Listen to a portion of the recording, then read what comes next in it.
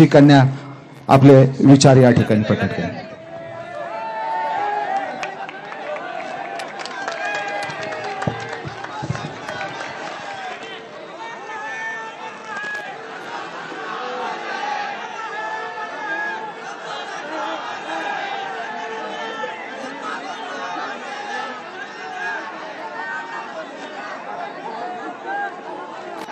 सर्वप्रथम सर्वांना नमस्कार। थोर पुरुष आणि तसेच माझे वडील यांना मी वंदन करते। आणि आत्ताच माझ्या चाचाने सांगितलं की माझ्या वडिलांचा जन्म हा इथेच आनंद हॉस्पिटलमध्ये झालता आणि त्यांच्या म्हणजे माझ्या पणजीने त्यांचं नाव इथल्या संतोषी मातेवरून संतोष ठेवलं होतं। आणि मी याच ठिकाणाहून तुम्हाला सर्वांना एक विनंती करते की माझ्या वडिलांना हा न्याय मिळालाच पाहिजे।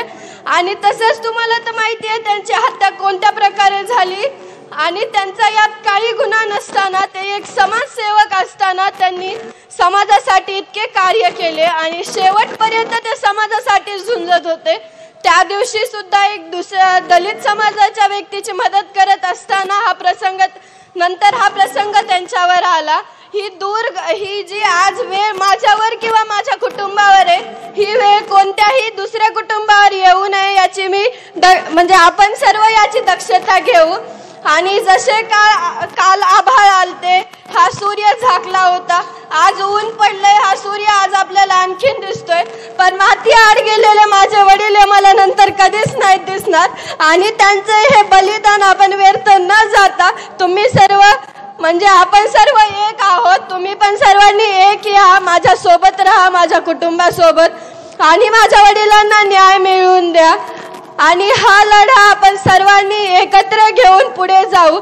आणि जो हा अन्याय होतोय आज, हा अन्याय पुन्हा न होऊ नये म्हणून आपण या लढ्यात एकजुटीने एकामेकाच्या खांद्याला खांदा देऊन समोर जाऊ आणि माझ्या वडिलांना तसेच आपल्या सर्वांना न्याय मिळवून घेऊ। मी एवढीच विनंती करते की आज जसे तुम्ही मोठ्या संख्येने माझ्या सोबत माझ्या कुटुंबासोबत आहात, तसेच तुम्ही सदैव आमच्या